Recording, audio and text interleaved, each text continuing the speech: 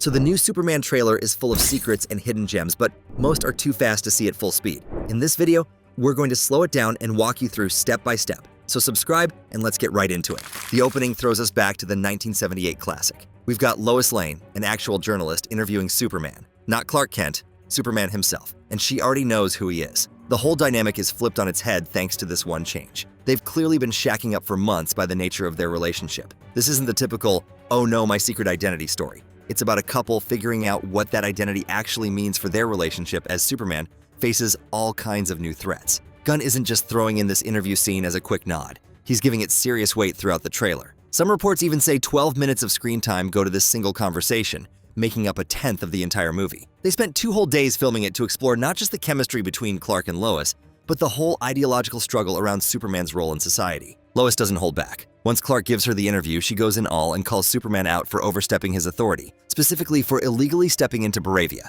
an all-out war zone. His defense comes with frustration, saying, "People were going to die." That's his core motivation, and Gunn leans into it hard. Superman isn't trying to play God, he just wants to stop needless death, even when international law says he shouldn't interfere. This moral gray area sets up the real villain, not just the hammer of Baravia, but the manipulation of public opinion itself. In this world, saving lives sometimes puts you on the wrong side politically, and Lex Luthor, played with gleeful venom by Nicholas Hoult, is capitalizing on every bit of it. He's not just plotting in some basement lair. He's using propaganda, media, and viral outrage to take away Superman's support, one disillusioned fan at a time. This approach feels pulled straight from All-Star Superman and Superman Birthright, 2 comics that heavily influenced this film. That Sodakin bouncing off Superman's head without making him flinch is much deeper than it might seem at face value. It's symbolism of the consequences of his actions, pelting him while he stands firm, willing to face them head-on. His silence says everything. And yes, they digitally tweaked that effect between the teaser and final trailer to make it feel more deliberate, more resilient, a very sneaky and impactful hidden touch.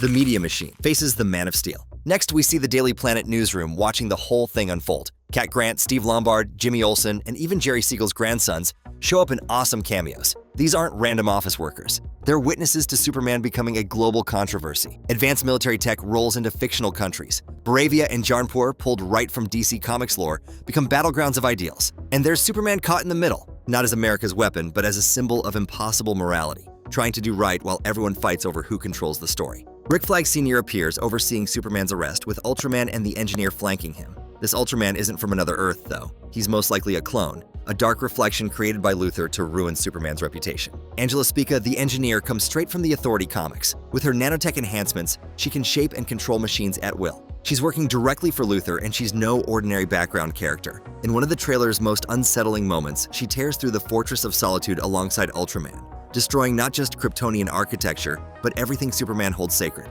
That fortress design itself is pulled straight from All-Star Superman.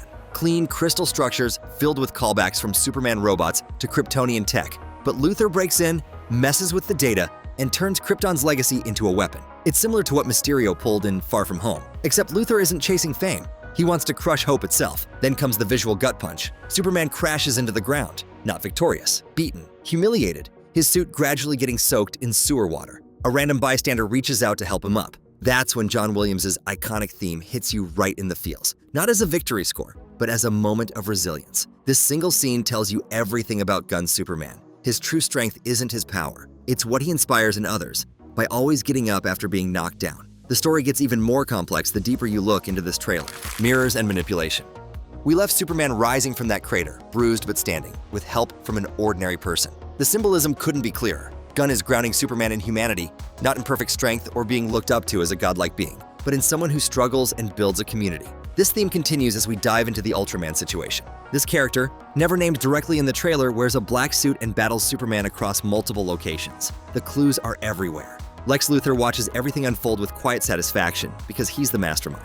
He creates Ultraman as a mirror image, the same powers, the same genetic makeup, but weaponized. The biggest hint is that the Fortress of Solitude lets him enter. Its security recognizes Kryptonian DNA. The only way in would be for him to share Superman's biological signature. That makes him either a clone, a prototype Bizarro, Ultraman, or some combination of these classic threats. Lex's plan works on multiple levels. It's a deep corruption of legacy, trust, and public perception. When Lex invades the fortress, he's not after weapons. He wants information. Kryptonian data, messages, and any form of social leverage he can get. It's straight out of Birthright, where Lex broadcasts twisted images of Krypton to frame Superman as an invader. The trailer suggests a modern take on this same concept. He uses media, drones, and manufactured destruction to portray Superman not as a savior, but as a threat to mankind. Those drones appear constantly during Superman's fights. They aren't T-spheres from Mr. Terrific. They're probably surveillance drones, and most likely Lextech products. Recording, streaming, spinning the narrative, they hover during battles, capture Superman's worst moments, and broadcast them worldwide. This is warfare through optics,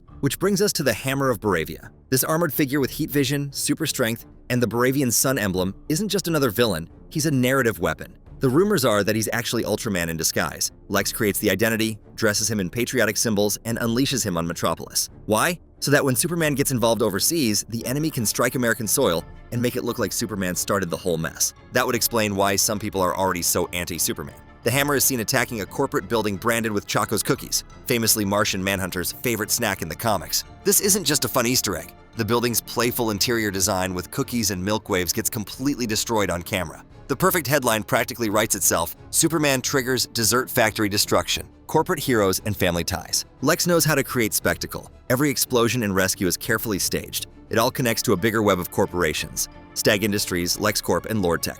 Logos for all three appear throughout. Simon Stagg, who helped create Metamorpho, will appear, according to some reports, as well as the creation himself. Meanwhile, Lex runs LexCorp, but seems to be in ideological competition with Maxwell Lord. The tension between them builds with time. LordTech sponsors the Justice Gang, this DCU's corporate version of the Justice League. That introduces the rest of the metahuman players. Guy Gardner, probably the most obnoxious Green Lantern in history. Hawkgirl, tech-enhanced and ready for battle. And Mr. Terrific, the third smartest person in the DCU, all working under LordTech's corporate banner.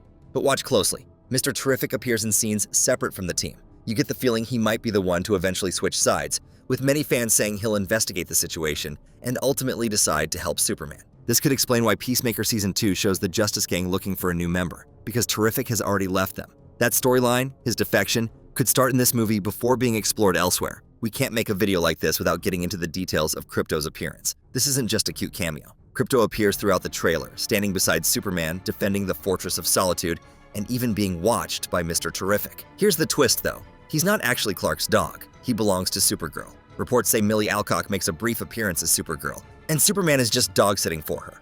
The emotion here is subtle but powerful. He's caring for something that isn't even really his, protecting it fiercely too.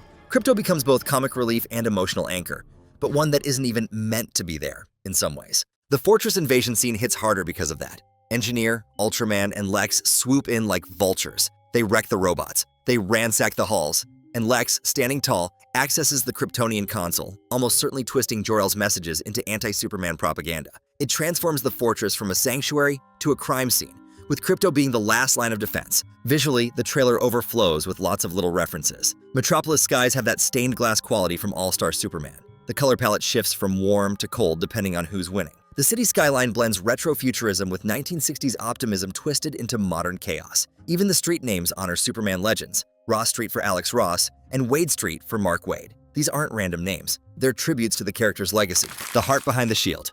The final layers of this trailer bring everything together in ways that feel emotionally, politically, and dramatically devastating. Pa Kent's voice runs through the trailer like a restoration of moral compass. Jonathan Kent isn't just Superman's dad here. He's the foundation of Clark's whole conscience. We hear reflections on legacy, restraint, and responsibility, likely from flashbacks or recorded memories. The trailer shows young Clark hugging his father, followed later by Superman, sitting quietly in his childhood bed, injured, with Krypto beside him and Ma Kent polishing his boots. These aren't just heartwarming scenes. They remind us that beneath all that Kryptonian power is a man raised in a humble home in a double-wide trailer by people who taught him kindness before strength. James Gunn apparently based much of this emotional core on his relationship with his own father. That makes the stakes personal. Not just for the character, but for the storyteller himself. It's why this Superman isn't emotionally invincible. He breaks, he questions himself, he cries, he gets publicly humiliated, only to be helped up by ordinary people. Through it all, he keeps trying. The contrast with Lex Luthor has never been clearer. Nicholas Hoult plays Lex with surgical precision in his hatred. He's smug, collected, calculated. He smiles when Superman gets arrested. He sips coffee in the face of power because he knows Superman will never cross that line. That's always been Lex's twisted advantage. He knows Superman won't hit him, and he uses that moral high ground as a weapon. What makes this Lex particularly frightening is how modern he is. He's not just a mad scientist billionaire. He's a media manipulator, a tech CEO, a political influencer. He plants doubt, weaponizes drones, and engineers entire conflicts to force Superman into situations he can't escape without looking like the bad guy. The inclusion of LordTech, LexCorp, and Stag Industries all points to a world where superhuman threats aren't just fought. They're manufactured, monetized, and marketed. Then there's the new take on the Justice Gang. Guy Gardner isn't here to be noble. He's abrasive, sarcastic, already dismissively flicking people aside with his ring. Hawkgirl is focused and fierce, a battle-hardened warrior. Mr. Terrific is the wild card with the intellect and moral clarity to see through Lord Tech's corporate shine. Their leader, Maxwell Lord, isn't outright evil. He's corporate, slick, strategic. He brands heroes the same way that sports teams brand mascots. And it's working, but cracks are forming. Mr. Terrific seems to waver. We see him helping Krypto and possibly even Superman later on. He's probably the one who eventually walks away from the Justice Gang to form the Terrifics, a team Gunn has hinted at for future DCU projects. His story could show how the DCU handles legacy heroes who choose principles over popularity. There's even a nod to Superman, Birthright, in how Kryptonian history gets used against Clark. In the comics, Luthor broadcasts images of warships and alien invasions to stoke fear. In this film, Lex probably releases the Kaiju, a monstrous alien creature that Superman battles in the trailer. The theory suggests it was part of Superman's Kryptonian zoo, reprogrammed or freed by Lex, to look like a threat from Superman's homeworld. The trailer ends with a deep emotional impact. Superman, beaten, dirty, even bloodied, and often misunderstood, still fights on, not for the planet, for what it represents, the hope it holds. And he does it while the Justice Gang watches, while Lex drinks coffee, while Ultraman winds up for another attack. There's no multiverse escape hatch, no overpowered solution, just one man trying to do good. That's what makes Superman 2025 look like something different, something bold. It's not a simple reboot. It's a deep and multi-layered statement, and the whole world is watching, waiting to see if it'll make the splash Gunn is hoping for, or fall flat on its face instead. So are you hyped for the movie? Are there any details we might have missed? Let us know in the comments below. If you enjoyed the video, drop it a like, and if you want to see more Marvel and DC content, click the video on screen now.